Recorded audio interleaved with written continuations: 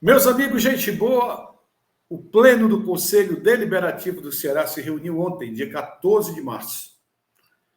E o assunto era o novo estatuto. Ontem, essa reunião era para votar o prosseguimento na análise das emendas, de imediato, para colocar já, após a aprovação, o novo estatuto em vigor, mas não foi nada disso que aconteceu. Foi adiado por mais 60 dias.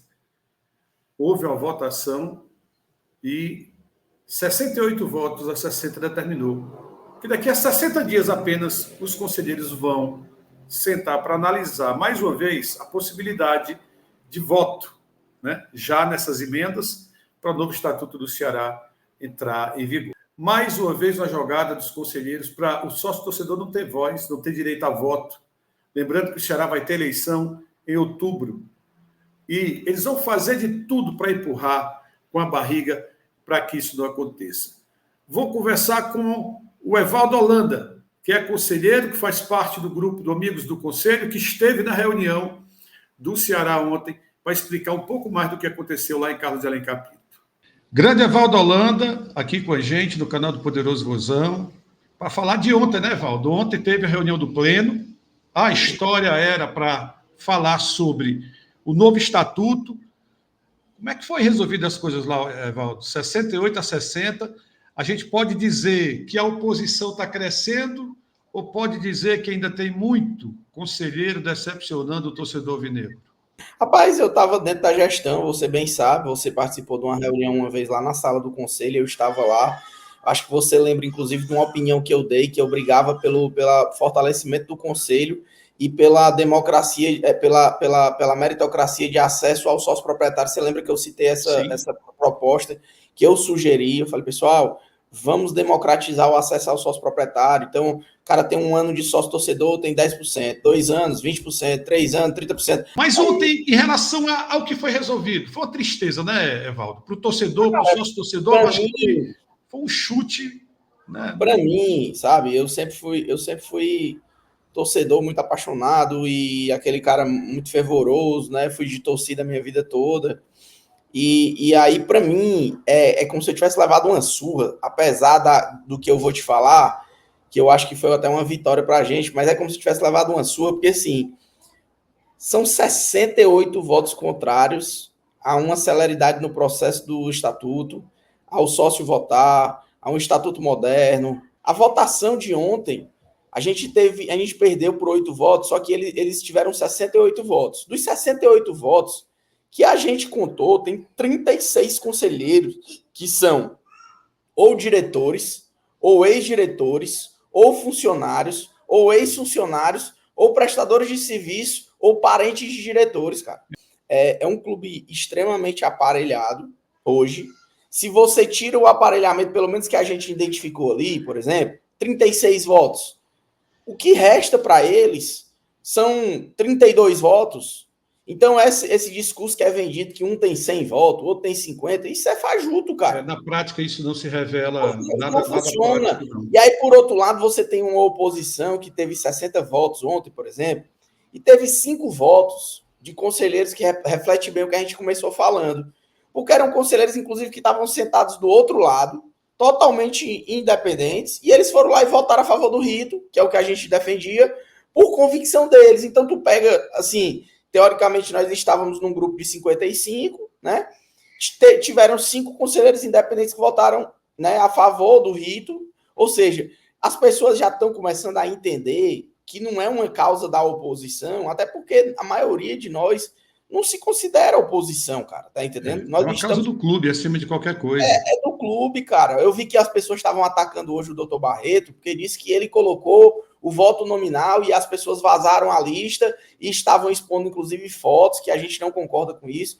E aí, só que o que acontece? Cara, é puro desconhecimento. Tá rodando nos grupos de WhatsApp essa relação com fotos. Mas eu vou ser bem sincero a você, Evaldo. Isso é preciso. O torcedor precisa conhecer quem é quem dentro do Ceará. Isso é preciso. Cara, eu Inclusive, penso tem gente que eu particularmente fiquei profundamente decepcionado com alguns que eu conheço, que estão ali no rito dos 60 dias. Eu né? também. Tem Na gente verdade, ali não é que... rito. É uma paralisação, cara. É uma paralisação, é verdade. É verdade. A gente vê, entende que tem gente que fala assim, não, porque é muito rápido, não sei o quê. Cara, a comissão de reforma do estatuto trabalhou por 5 meses, certo? 5 meses. Entregou em dezembro esse Entregou material. Em dezembro esse anteprojeto.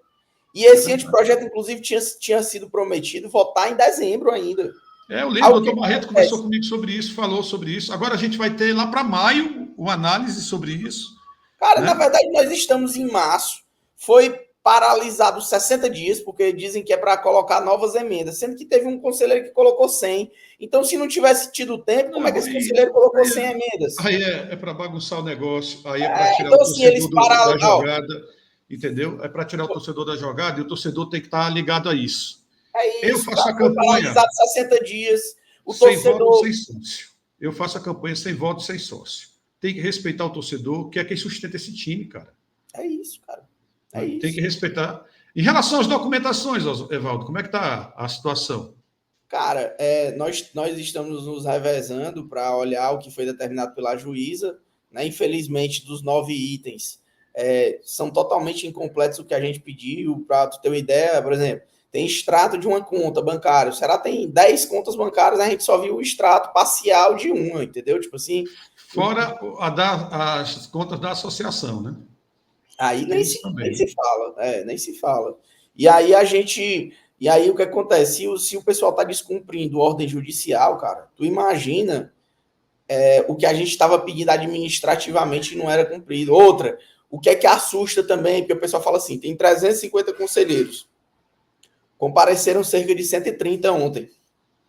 Cadê os 220? Mas, Selmo, a mensagem que o clube passa quando ele protocola um requerimento pedindo a expulsão de 13 que pensam diferente deles, assusta muita gente, cara. Assusta, afasta. Muita gente não chega para não se contaminar, que é a distância do negócio. Eu entendo como é que é isso. Outra é vendido para esses outros conselheiros que nós estamos expondo o clube. Eles estão demonizando a nossa imagem, cara. Então, tipo assim, é muito escroto, cara. Aí, esse restante de conselheiros, eles têm até receio tanto de se aproximar da gente, do movimento, tem receio de ir para uma plenária votar e não entendeu? Tipo assim, então, assim, eu entendo boa parte de conselheiros, apesar de achar que a função de um conselheiro é fiscalizar e é legislar pelo clube, então nós temos que ser corajosos e temos que botar a cara, porque nós representamos 3 milhões de torcedores, mas eu entendo também o receio de alguns, porque a mensagem... A pressão que muitos sofrem, da própria família para se afastar também é muito grande. Conheço gente assim, viu? Eu conheço o conselheiro que a família faz pressão para ele não se misturar. É impressionante, o termo é esse mesmo, não se misturar. Cara. Por exemplo, a gente ficou sabendo ontem, inclusive, que teve um conselheiro que entregou um requerimento pedindo para sair do conselho. Um conselheiro, inclusive, que estava lá na reunião do Robson, entendeu?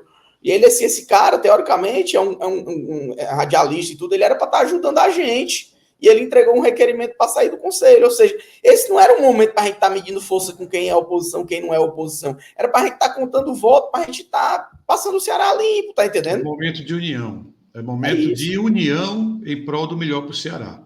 Às vezes tem mal que vem para o bem, viu? Sim. Às vezes tem mal que vem para o bem. Eu sempre digo, eles dão muito tiro no pé. Talvez esse tenha sido mais um. Ao invés de focar e dividir atenções, vamos focar as atenções voltadas para a transparência do Ceará.